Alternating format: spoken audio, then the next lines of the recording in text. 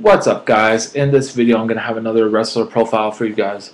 I'm going to talk about the Ultimate Warrior, the impact the Ultimate Warrior had on the wrestling companies or just the industry in general, and go through a little bit of his career just to let you guys know some stuff about him. Start off, the Ultimate Warrior started wrestling with Sting. They were a tag team.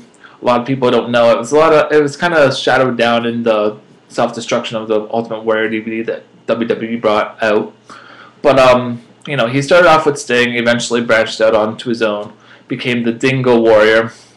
Basically, no one knew what the word dingo meant. But the WWF picked up on his ability in the ring, picked up on the star quality that they knew that they could make him into, and he would go out there and do a lot of jobber matches at the very beginning just to see how the crowd would react. They gave him the most amazing intro music that would get the crowd hyped that anyone up to that time had ever had. If you look at how the build of the Ultimate Warrior really went, he started off, like I said, slowly in the WWF. And then his main break in the WWF was when he Honky Tonk Man was supposed to have a match against Brutus the Barber Beefcake. Brutus the Barber Beefcake didn't have the match against the Honky Tonk Man. Honky Tonk Man called out anyone in the back that thought they could match up with him. The Ultimate Warrior runs out and destroys the Honky Tonk Man in like 40 seconds. And the funny thing about it is the Honky Tonk Man had been the Intercontinental Champion for just over 2 years. So for someone to have that big of an impact and just come and destroy the champion that was the Intercontinental Champion for so long, definitely give him, an amazing, edge or amazing push in the industry. After that feud with the Honky Tonk Man was done, he had a feud with Rick Rude. Basically, it was just showcasing, what kind of muscular ability he had. Rick Rude, I would do a profile later on about Rick Rude, but Rick Rude was definitely someone that knew how to work the crowd, knew how to put over people. He was one of those people that, didn't ever become the WWF champion, but was one of those mid-carders that could definitely work people into being that in that position. And he did that with the Warrior. They had amazing matches at Royal Rumble. They had a match, I believe, at WrestleMania as well.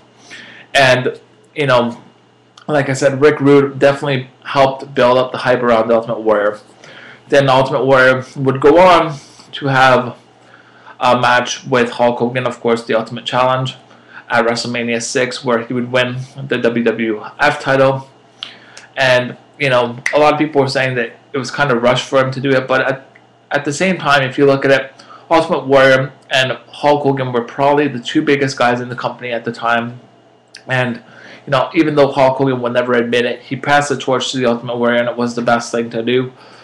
After that, the Ultimate Warrior had a feud with Macho Man, or King Savage.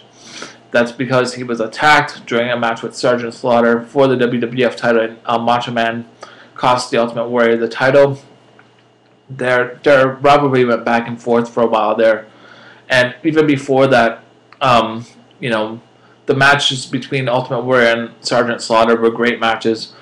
Sergeant Slaughter probably is one of the most underrated wrestlers of this generation, because a lot of people, don't necessarily see what skills Sergeant Slaughter had.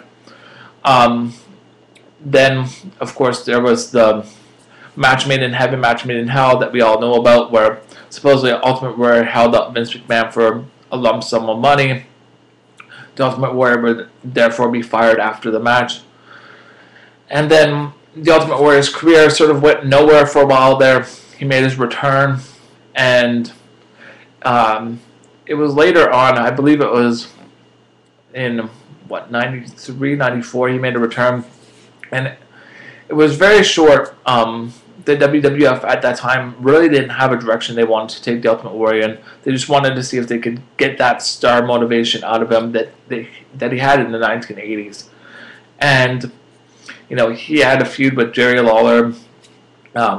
He pretty much squashed Triple H at their match at WrestleMania.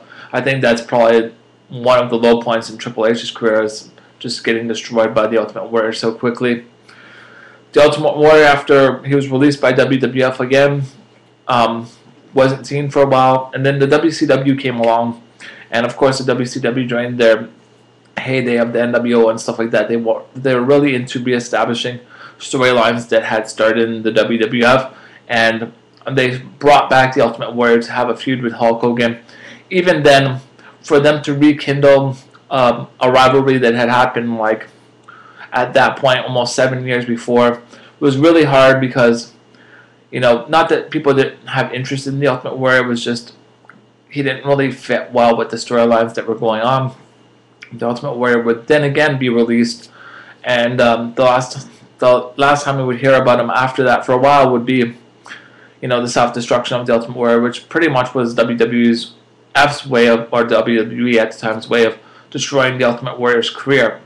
And then now the Ultimate Warrior resurfaced once again with his self-motivational videos and his videos about believing and everything else after the Macho Man's death, because he feels that some wrestlers out there are not expressing their true selves on the screen, and he's trying to keep it as real as possible, whereas some wrestlers, they believe so much in their character that they're not willing to think out of the box and actually showcase what they have to offer to the real world. So I would definitely say that the Ultimate Warrior was an amazing wrestler for the 1980s and 90s. He definitely paved the way for some of the bigger men or bigger wrestlers that have come along over the last couple of years. So I want to get your guys' take on the Ultimate Warrior. Comment below. Please follow me on Twitter, Leader Old School, and I'll catch you guys later.